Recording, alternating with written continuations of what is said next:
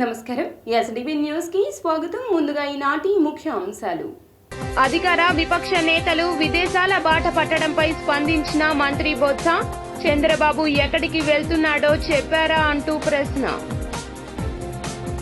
గత 2 ఏళ్లుగా మాచర్లలో వైసీపీ నేతలు హింసలకు పాల్పడుతున్నా వారిపై పోలీసులు కేసులు నమోదు చేయడం లేదంటూ ధ్వజమెత్తిన టీడీపీ నేత కనకమేడల రవీంద్ర కుమార్.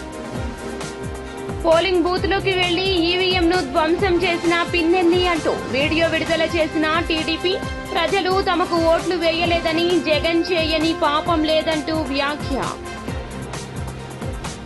రాష్ట్రంలో సాగు, త్రాగు, పరిశ్రమల అవసరాల కోసం నదీ జలాల హక్కులను కాపాడుకోవాల్సిన అవసరం ఎంతైనా ఉందన్న పలువురు వక్తలు, అవసరమైతే ఉద్యమాలకు సిద్ధం కావాలంటూ ప్రజలకు పిలుపు.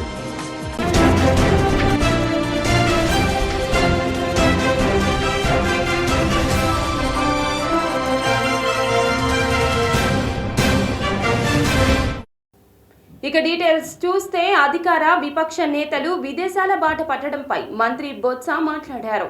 మంత్రి బొత్స మీడియాతో చిట్ చాట్ నిర్వహించారు. ఈ సందర్భంగా ఆయన మాట్లాడుతూ అధికార విపక్ష నేతలు విదేశాల బాట పట్టడంపై స్పందించారు. చంద్రబాబు ఎక్కడికి వెళ్తున్నాడో చెప్పారా అంటూ ప్రశ్నించారు. చంద్రబాబు ఎందుకు చెప్పకుండా వెళ్లారు, చెబితే వచ్చే ఇబ్బంది ఏమిటంటూ ఆశ్చర్యం వ్యక్తం చేశారు. పలానా ఊరు వెళ్తున్నానని చెబితే నష్టం ఏముందంటూ ప్రశ్నించారు. ఈ రాష్ట్రంలో విద్యా విధానం బాగులేదంటే మరి మన ఎన్నికల మేనిఫెస్టోలో మేము పెట్టాం కదా, ఏమని ఏదైతే దొరుకుతున్న ప్రోగ్రామ్స్ ఏవైతున్నాయో విద్యలో కానీ వైద్యంలో కానీ రిఫార్మ్స్ ఏవైతే దొరుకుతున్నాయో అవన్నీ మేము కొనసాగిస్తాం, ఇంకా ఇంప్లిమెంట్ చేస్తామని మేము పెట్టాం మరి ఎన్నికల మేనిఫెస్టోలోని. మరి ప్రతిపక్ష పార్టీలు ఎందుకు పెట్టలేదు, కూటమి ఎందుకు పెట్టలేదు? విధానాలు బాగులేనప్పుడు, ఈ విధానంలో డొంతం ఉన్నప్పుడు, ఈ విధానం వల్ల ప్రజలు నష్టపోతున్నప్పుడు దాన్ని మరి ఫ్లాగ్ చేసి చెప్పాలి కదా. మరి ఎందుకు చెప్పలేదు? చెప్పకంటే ఎన్నికలు అయిపోయి 3 రోజుల తర్వాత అయ్యగారు తెలిపిన తర్వాత అరుస్తున్నట్టు ఉంది అంతా చూస్తే. దానితో లెక్కలు ఇచ్చారు. నేను మీకు కూడా షేర్ చేస్తాను ఆ లెక్కలన్నీ కూడా. ఏది 2018-19 నుంచి ఎంతమంది స్టూడెంట్స్ ఉన్నారు ప్రభుత్వంలో, ఇప్పుడు ఎంతమంది స్టూడెంట్స్ ఉన్నారు, సుమారు 4 లక్షల మంది తగ్గిపోయారని ఇచ్చారు. అది వాస్తవం కాదు, అది వాస్తవ విరుద్ధం, అబద్ధం, అది సత్యదూరం. యాక్చువల్గా ఇవాళ కమింగ్ 25 రేపు జూన్లో క్లాసెస్ స్టార్ట్ అవుతాయి కాబట్టి ఫస్ట్ స్టాండర్డ్ అది తీస్తూ ఇప్పుడున్నవారు 1 to 10th 38,61,199 మంది ఉన్నారు. 38,61,199 198. పత్రికలో ఏమని వాళ్ళు పబ్లిష్ చేశారు? 35,69,506 అని పెట్టారు. 35,69,506 సుమారు దగ్గర 3 లక్షల మంది పిల్లలు తక్కువ ఉన్నారని.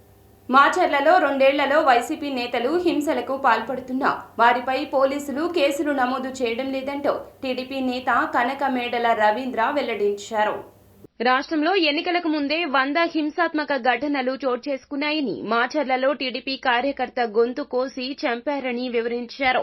సీఎస్ జవహర్ రెడ్డి, ఆనాటి డీజీపీ రాజేంద్రనాథ్ రెడ్డి, మాజీ ఇంటెలిజెన్స్ చీఫ్ సీతారామాంజనేయులు కనుసన్నల్లోనే ఈ దాడులు జరిగాయంటూ ఆరోపించారు. వైసీపీ రాజకీయ కుట్రలో భాగంగానే ఈ ఘటనలు జరిగాయన్నారు. సిట్ లోతుగా దర్యాప్తు చేయాలని, తద్వారా అసలు కుట్రదారులను బయటపెట్టాలంటూ డిమాండ్ చేశారు. దాన్ని నివారించే చర్య తీసుకోలేదు. మాచర్ల నియోజకవర్గంలో మారణాలతో అనేక పల్లెల్లోనూ మాచర్లలోనూ పెరేడ్ చేశారు. అయినా కూడా పోలీసులు దాన్ని గమనంలోకి తీసుకోలేదు. ఈరోజు కూడా ఆ పెరేడ్లు చేసినటువంటి వీడియోలు సోషల్ మీడియాలో చూస్తూనే ఉన్నాం, మనం టీవీల్లో చూస్తున్నాం, అందరూ గమనిస్తున్నారు, అందరూ చూస్తున్నారు. కానీ పోలీసులు మాత్రం నిర్లిప్తంగా వ్యవహరిస్తున్నారు. వారి పట్ల మెతక వైఖరి అనుసరిస్తున్నారు. ఆ అనుసరించిన ఫలితం కారణంగానే పోల్ తదనంతరం రోజున దాడులు జరిగినాయి. తిరుపతికి వచ్చేదలికి మా పార్టీ అభ్యర్థి పైన, పులివర్తి నాని గారి పైన దాడులు చేశారు, విపరీతంగా దాడులు చేశారు. స్ట్రాంగ్ రూమ్ దగ్గర ఎక్కడైతే ఈ మిషన్లు ఈవీఎస్ మిషన్లు ఎన్ని భద్రపరిచి చేశారో ఆ సెంటర్లకు దగ్గరలో వీళ్ళందరూ కూడా కొంతమంది వైఎస్ఆర్సీపీ వాళ్ళు, కొంతమంది పోలీసులు అనుమానాస్పదలో సంచరిస్తే వాటిని భద్రత కోసం వెరిఫై చేయడానికి వెళ్ళిన మా అభ్యర్థి పైన దాడి చేసి ఆ గాయపరిచి అనేక రకాలుగా కొంతమందిని గాయపరిచి వాళ్ళందరినీ కూడా అందులో అటాక్ చేసి మారణాయుధాలతో చేశారు. పోలింగ్ బూత్లోకి వెళ్లి ఈవీఎంను ధ్వంసం చేసిన పిన్నెల్లి అంటూ టీడీపీ వీడియో విడుదల చేసింది. బూత్లోకి ప్రవేశించిన పిన్నెల్లి నేరుగా బ్యాలెట్ ఛాంబర్ వద్దకు వెళ్లి ఈవీఎంను ఎత్తి నేలకేసి కొట్టిన దృశ్యాలు వీడియోలో ఉన్నాయి. ఓ వ్యక్తి దీన్ని అడ్డుకునేందుకు ప్రయత్నించగా ఎమ్మెల్యే పిన్నెల్లి అతడిని బెదిరిస్తూ బయటికి వెళ్లిపోయారు. ఇదంతా పోలింగ్ బూత్ లో ఏర్పాటు చేసిన సీసీటీవీ కెమెరాలో రికార్డయ్యింది. దీనిపై టీడీపీ స్పందిస్తూ ప్రజలు తమకు ఓట్లు వేయలేదని, జగన్ చేయని పాపం లేదంటూ వ్యాఖ్యానించింది.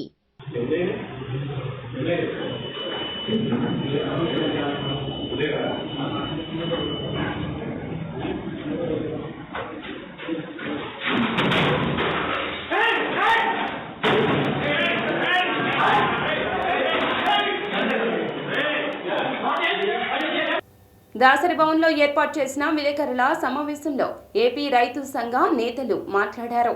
కొల్లి నాగేశ్వరరావు చిత్రపటానికి పూలమాల వేసి నివాళులర్పించారు. సామాజిక విశ్లేషకుడు టి లక్ష్మీనారాయణ రచించిన కృష్ణా జలాల హక్కుల పరిరక్షణ కొత్త ప్రభుత్వం ముందు ఉన్న సవాలు పుస్తకాన్ని ఆవిష్కరించారు. ఏటి లక్ష్మీనారాయణ మాట్లాడుతూ రైతు ఉద్యమ నిర్మాణంలో కొల్లి నాగేశ్వరరావు ప్రముఖ పాత్ర పోషించారని వెల్లడించారు. రాబోయేటటువంటి ప్రమాదాన్ని ముందుగానే మనందరికీ కూడా విడమర్చి చెప్పి మనందరం కూడా దానిపైన చాలా తీవ్రమైనటువంటి సరైన పోరాటాన్ని చేయకపోయేటట్టయితే ఎటువంటి ప్రమాదం వస్తుందో అసలు ఊహించడానికి వీలైనటువంటి పరిస్థితి. అందువల్ల వారు చాలా క్లుప్తంగా చక్కగా చిన్న పుస్తకంలోనే విషయం అంతా కూడా మనకి చాలా బోధపడేటట్లుగా చెప్పారు. నేను మళ్ళీ ఆ వివరాలు వచ్చాను. అట్లాగే ఇక్కడ సోదరుడు అఖిలేష్ భవానీ ప్రసాద్ కూడా ఈ ఇరిగేషన్ విషయాల్లో ఆ రోజు కొద్ది నాగేశ్వరరావు గారు ఎట్లా అయితే ఆయన ప్రఖ్యాత ఇంజనీర్ గారు శివరామకృష్ణ గారు ఆయనతో తరచుగా సంభాషిస్తూ జలదర్శిని అనేటటువంటి ఒక బ్రహ్మాండమైన పుస్తకం. అది అసలు ఆ పుస్తకం తయారు చేయాలంటే ఎంత శ్రమ తీసుకోవాలో, అది ఎంత కాలం పడుతుందో మనం ఊహించడానికి వీలేదు. చాలా అరుదుగా ఆ రోజుల్లో మాకినేని పశుపతి గారి తాకట్లో భారతదేశంగా చౌదరి చంద్రశేఖర్ రాసినటువంటి ఎకనామిక్ నైట్మేర్ ఆఫ్ ఇండియా కానీ, పుట్టలపల్లి సుందరయ్య గారు రాసినటువంటి విశాలాంధ్రలో ప్రజారాజ్యం కానీ. ప్రాణాపాయ స్థితిలో ఉన్న వారిని రక్షించడానికి సిపిఆర్ ఎంతో అవసరమని AP NMC registrar K Sushila వెల్లడించారు. విజయవాడలో ఈ నెల 5వ తేదీన 6 ఏళ్ల బాలుడు సాయికి నడి రోడ్డు మీద సిపిఆర్ చేసి ప్రాణాలు కాపాడిన మెడ్సీ ప్రసూతి వైద్య నిపుణురాలు రవళిని పాత ప్రభుత్వ ఆసుపత్రి ప్రాంగణంలో ఉన్న డిఎంఈ కార్యాలయంలో సన్మానించారు. సుశీల మాట్లాడుతూ డాక్టర్ రవళి అత్యవసరంగా స్పందించడం వల్ల ఒక బాలుడి ప్రాణం కాపాడగలిగారన్నారు. సమాజంలో ఎంత ఎక్కువ మందికి సిపిఆర్ పై అవగాహన ఉంటే అంత ఎక్కువగా ప్రాణ నష్టాన్ని నివారించవచ్చని వెల్లడించారు. After giving chest compressions, please give mouth breathing, 2 mouth breaths after my chest compressions of 50. I am scared to give 30 compressions for a 6-year-old boy, so I had given 15 compressions, later followed by mouth breathing, 2 mouth breaths. I have continued that CPR cycle for about 5 minutes, and after 5 minutes that boy gave me a response of gasping breath, and then still I continued CPR. After I continued CPR, and after in the meantime I asked the people around me to call to ambulance.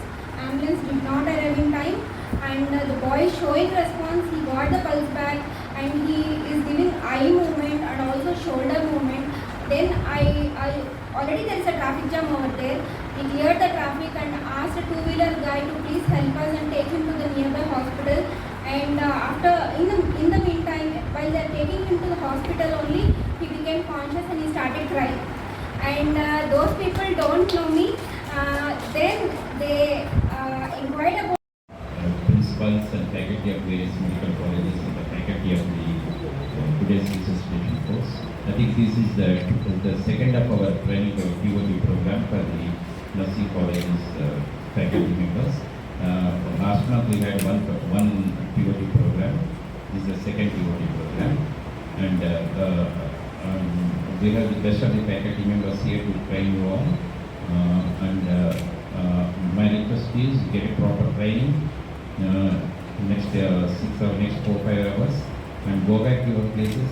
Start the same training program for your rest of the faculty members, rest of the students there. And Stalin Simara చెప్పినట్టు ముగ్గురు అలా చేసి you will make everything success so that this will reach the promised land. And the icing on the cake today is the presence of our Savior, Dr. Ravadi is here, and her story is inspiration to all of the members. It is not that everybody knows how to do, especially the medical faculty members knows how to do the CPR, the basics of CPR, but it is the presence of mind that is important. So most of the times, if it comes to the emergency situation, we get a mind block, even though we know the theory part of it. So the practical application is more important, and she is the main example. She is there that she can save us. We can how we can save a life provided we have a common sense. Thank you all. Thank you.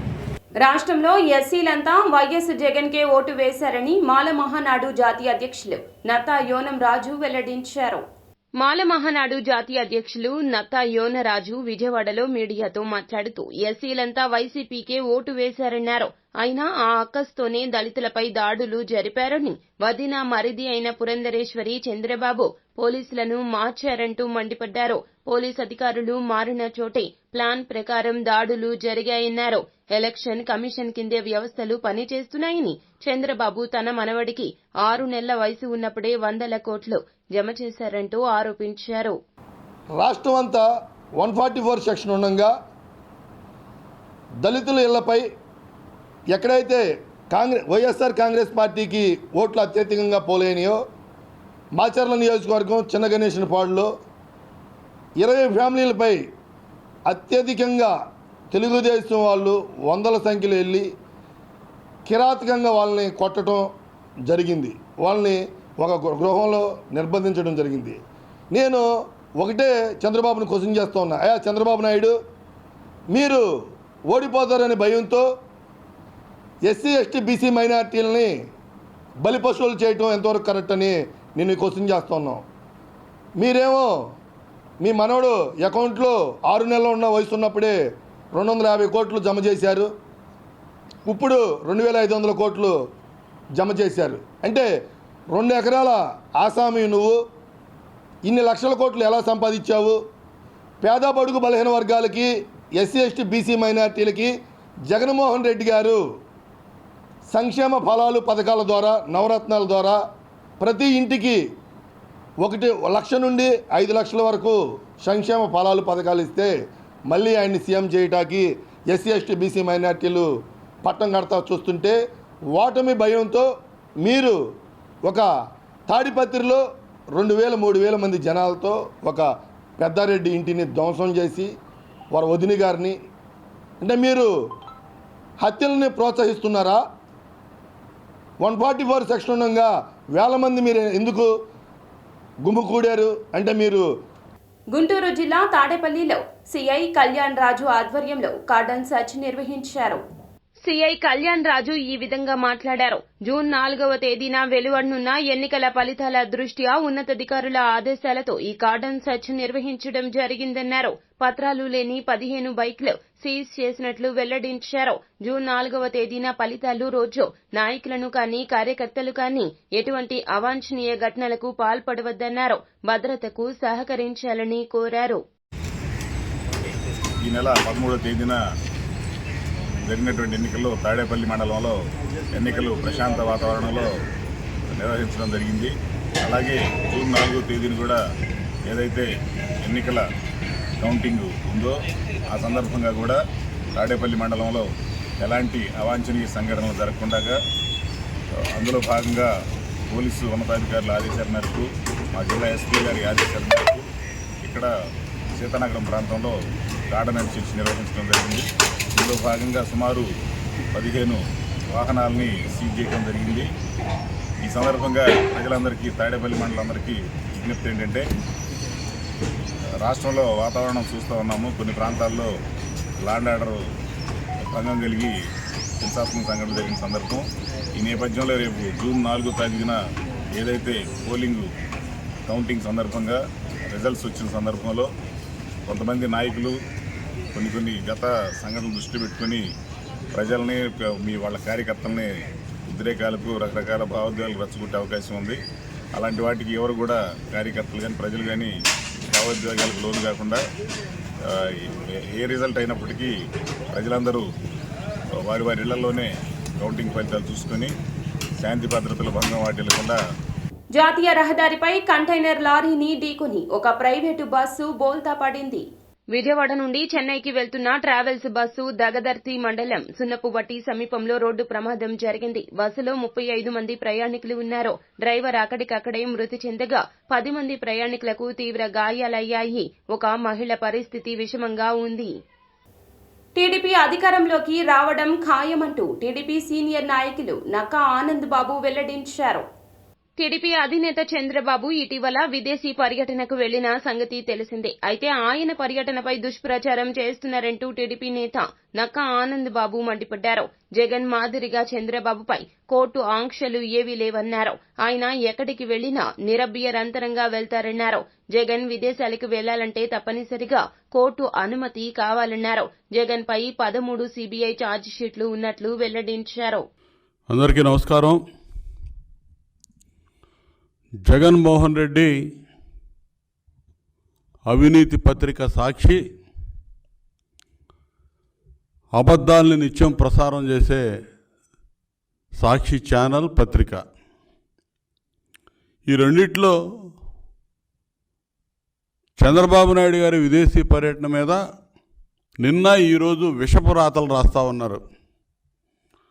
ఒకరోజు అనుమతి లేకుండా అమెరికాకి వెళ్ళాడని, ఈరోజు ఇటలీకి వెళ్ళాడని, దానికేదో వీళ్ళు అనుమతి తీసుకోలేదన్నట్టుగా రాస్తూ ఉన్నారు. అసలు ఈ జగన్మోహన్ రెడ్డి అవినీతి పత్రికలో పదే అబద్ధాలు 100 సార్లు ఈ పేపర్లో రాస్తే ప్రజలు నిజం అనుకుంటారని చెప్పి భ్రమపడతా ఉంటారు. జగన్మోహన్ రెడ్డి చీకటి చేష్టలన్నీ బాబు గారికి అంటగట్టి సాక్షిలో అబద్ధాలు ప్రచారం చేయడానికి వీళ్ళు ఆ రాతలు రాయటం, ఇందులో ఒక ట్రేడ్ తయారు చేసుకున్నారు వీళ్ళు. అసలు నిస్సిగ్గుగా ఉంటాయి వీళ్ళు రాసే రాతలు కానీ, సాక్షి ఛానల్లో చూపించే చిత్రాలు కానీ, వార్తలు కానీ. ఇవాళ చంద్రబాబు నాయుడు గారు విదేశీ పర్యటన గురించి వీళ్ళు మాట్లాడుతున్నారు. అసలు వీళ్ళకెందుకు? చంద్రబాబు నాయుడు గారు అమెరికా వెళ్ళాడా, ఇటలీ వెళ్ళాడా, యూరప్ కంట్రీస్కి వెళ్ళాడా? మీకు అవసరమా? ఎన్హెచ్సి సెక్యూరిటీలో ఉండే వ్యక్తి చంద్రబాబు ఎల్లో మీడియాకు కూడా చెప్పకుండా ఎక్కడికి వెళ్లారు అంటూ మంత్రి జోగి రమేష్ ప్రశ్నించారు. దోచుకున్న డబ్బును దాచుకునేందుకు దుబాయ్ వెళ్లారా అంటూ వ్యాఖ్యానించారు. చంద్రబాబు పరారీతో టీడీపీ నేతల నోటికి తాళాలు పడ్డాయన్నారు. ఇక పురంధరేశ్వరి ఎన్నికల సంఘానికి తప్పుడు సమాచారం అందించారని, అందువల్లే అధికారులను మార్చారంటూ మంత్రి జోగి రమేష్ ఆరోపించారు.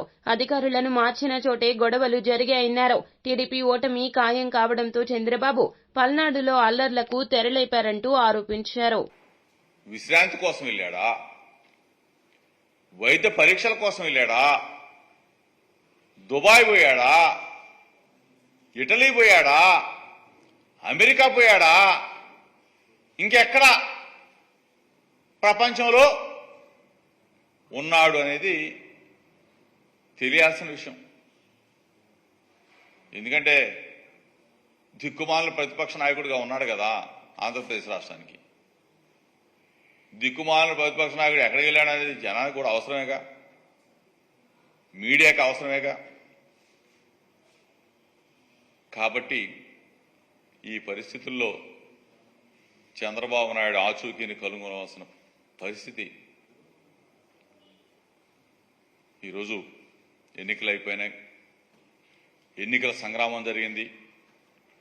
విలువలు విశ్వసనీయత ఒకవైపు, కూటములు కుట్రలు ఒకవైపు. విలువలకి విశ్వసనీయతకి ప్రజలు పట్టం కట్టారు.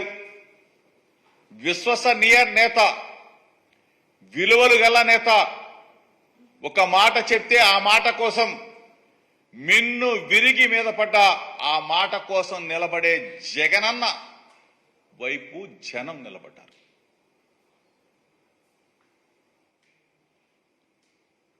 కూటమి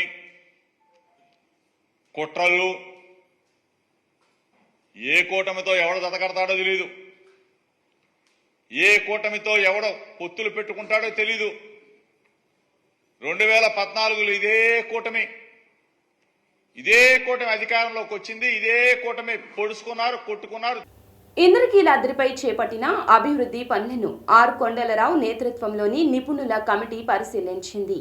ప్రసాదాల పోటు, అన్నదాన భవనం, ఎలివేటెడ్ క్యూ లైన్ల నిర్మాణ పనులపై ఇంజనీరింగ్ అధికారులకు వారు పలు సూచనలు చేశారు. క్షేత్రస్థాయి పరిస్థితులు, భక్తుల రద్దీ దృష్ట్యా తీసుకోవాల్సిన జాగ్రత్తలను వివరించారు. అన్నదాన భవనము, ప్రసాదాల పోటు చుట్టూ రక్షణ గోడ ఏర్పాట్లను అధికారులు వారి దృష్టికి తీసుకొచ్చారు. ఎలివేటెడ్ క్యూ లైన్ కనెక్టివిటీని పరిశీలించారు. స్థిరమైన వ్యాపారవేత్తలుగా రాణించడానికి విద్యార్థులకు అవగాహన ఎంతైనా అవసరమని పారిశ్రామికవేత్తలు వెల్లడించారు. Parvathaneni Brahmayya Siddhartha college of arts and science లో డిపార్ట్మెంట్ ఆఫ్ కంప్యూటర్ సైన్స్ ఆధ్వర్యంలో industry academy conclave on sustainable technologies కార్యక్రమాన్ని నిర్వహించారు. ఈ కార్యక్రమానికి VIT institute chairman Vasireddy Vidyasagar, Vema solar founder MS Rao మరియు ఇతర పారిశ్రామికవేత్తలు పాల్గొన్నారు. ఈ సందర్భంగా ముఖ్య అతిథులు జ్యోతి ప్రజ్వలన చేసి కార్యక్రమాన్ని ప్రారంభించారు. అనంతరం విద్యార్థులకు పలు సూచనలు, సలహాలు చేశారు. అనంతరం మీడియాతో మాట్లాడుతూ సిద్ధార్థ కళాశాల ఇటువంటి కార్యక్రమాన్ని చేపట్టడం అభినందనీయమంటూ వెల్లడించారు. We are very happy to be here for meeting to the academia. So I've traveled from all the way from Mumbai to meet the people, to reach all our people and bring the students to along with us what is happening in the sector and what is happening around the world, what we are looking for from industry, so that we can really, get connected to them and we can translate some of the things what are the requirements for the future. So that way we are very happy that Siddhartha College is conducting this program, and we are looking forward, and certainly we are going to do a lot of value and exchange of information from the team to different the students. College వాళ్ళు organise చేసిన ISEST ప్రోగ్రామ్కి వచ్చాము మేము. So నా పేరు ప్రకాష్, నాకు ఒక software company ఉంది హైదరాబాద్లో. సో ఆ ప్రాసెస్లో మేము ఇక్కడ ఈ కాలేజ్తో టైఅప్ పెట్టుకొని మా అనుభవాలు పిల్లలతో పంచుకోవడం, వాళ్ళకి కావాల్సినవన్నీ చెప్పడం, సజెషన్స్ ఇవ్వడం, ఇవన్నీ చేస్తూ ఉన్నాం. ఈ పెద్ద మీటింగ్, ఈ ఆర్గనైజేషన్కి చాలా బాగా చేశారు వీళ్ళు. దానిలో పార్టిసిపేట్ చేసి పిల్లలతో మేము మాట్లాడి స్టూడెంట్స్ తోటి ఇంటరాక్షన్ పెంచుకుందామని చెప్పని వచ్చాము. మా అనుభవాలు కూడా వాళ్ళతో పంచుకొని వాళ్ళకి ఏం కావాలి, ఫ్యూచర్ ఎలా ఉంటుంది, టెక్నాలజీస్ ఏమేం చెయ్యాలి, అండ్ ఇప్పుడు ఈ సస్టైనబిలిటీ అనేది చాలా పెద్ద టాపిక్. దీని మీద పిల్లల్ని మనం ఎలా తయారు చేయాలి, టెక్నాలజీ వైజ్ కానీ మేనేజ్మెంట్ వైజ్ కానీ, సో దాని మీద మనం ఏం సలహాలు ఇవ్వగలం, ఏం చేయగలం ఇండస్ట్రీ నుంచి అనేది అందరితోనూ కూర్చొని మాట్లాడి చేయడానికి ఈ ఆర్గనైజేషన్కి పిబి సిద్ధార్థ కాలేజ్లో ఇవాళ ఇండస్ట్రీ అకాడమీగా కొలాబరేషన్తో కొన్ని ఈవెంట్స్ చేయడం జరుగుతుంది. స్టార్ట్ చేసే వాళ్ళ ఇది స్టూడెంట్స్కి మంచి ఉపయోగకరంగా ఉంటుందని మా ఉద్దేశం. వచ్చిన వాళ్ళంతా కూడా ఇండస్ట్రీలో CEOs గానో లేకపోతే ఇంకా మంచి టాప్ పొజిషన్లో ఉన్నటువంటి వాళ్ళే అందరూ రావడం జరుగుతుంది. వాళ్ళు ప్రజెంట్ ఇండస్ట్రీలో ఏమి జరుగుతోంది, ఎలాంటి వాళ్ళు నేర్చుకోవాల్సి వస్తుంది, ఏ విధంగా వాళ్ళు ఇండస్ట్రీలో వర్క్ చేయడానికి రెడీ అవ్వాలి అనేటువంటి విషయాలన్నీ కూడా ఈ కాంక్లేవ్ ద్వారా వాళ్ళు తెలుసుకోవడానికి చాలా అవకాశం ఉంది. వాళ్ళందరూ కూడా చాలా దూరం నుంచి ఇక్కడ రావడం జరిగిందన్నమాట. That's why we are very much thankful to all those resource persons who have come from different places to this program, particularly this conclave, and they are going to address the students soon, and definitely the students will get benefited from this conclave. Thank you. Siddhartha university అయిన సందర్భంగా ఇవి Siddhartha degree college కూడా ఇలాంటి కాంక్లేవ్స్ organise చేయటం వల్ల right పాత్రలో ఉన్నారని అనుకుంటున్నాం. Wish Siddhartha university and Siddhartha degree ఏమని చెప్తారండి. సిద్ధార్థ యూనివర్సిటీ అయిన సందర్భంగా సిద్ధార్థ డిగ్రీ కాలేజ్ ఇలాంటి కాంక్లేవ్స్ ఆర్గనైజ్ చేయటం వలన they look like they are on the right path. Wish Siddhartha university and Siddhartha degree college all the good wishes and they live up to they tradition and heritage. Thank you. వార్తలు ముగించే ముందు ముఖ్య అంశాలు మరోసారి. అధికార విపక్ష నేతలు విదేశాల బాట పట్టడంపై స్పందించిన మంత్రి బొత్స, చంద్రబాబు ఎక్కడికి వెళ్తున్నాడో చెప్పారా అంటూ ప్రశ్న. గత 2 ఏళ్లుగా మాచర్లలో వైసీపీ నేతలు హింసలకు పాల్పడుతున్నా వారిపై పోలీసులు కేసులు నమోదు చేయడం లేదంటూ ధ్వజమెత్తిన టీడీపీ నేత కనకమేడల రవీంద్ర కుమార్. పోలింగ్ బూత్లోకి వెళ్లి ఈవీఎంను ధ్వంసం చేసిన పిన్నెల్లి అంటూ వీడియో విడుదల చేసిన టీడీపీ, ప్రజలు తమకు ఓట్లు వేయలేదని, జగన్ చేయని పాపం లేదంటూ వ్యాఖ్య. రాష్ట్రంలో సాగు, త్రాగు, పరిశ్రమల అవసరాల కోసం నదీ జలాల హక్కులను కాపాడుకోవాల్సిన అవసరం ఎంతైనా ఉందన్న పలువురు వక్తలు, అవసరమైతే ఉద్యమాలకు సిద్ధం కావాలంటూ ప్రజలకు పిలుపు. ఎస్డీవీ న్యూస్ సమాప్తం. నమస్కారం.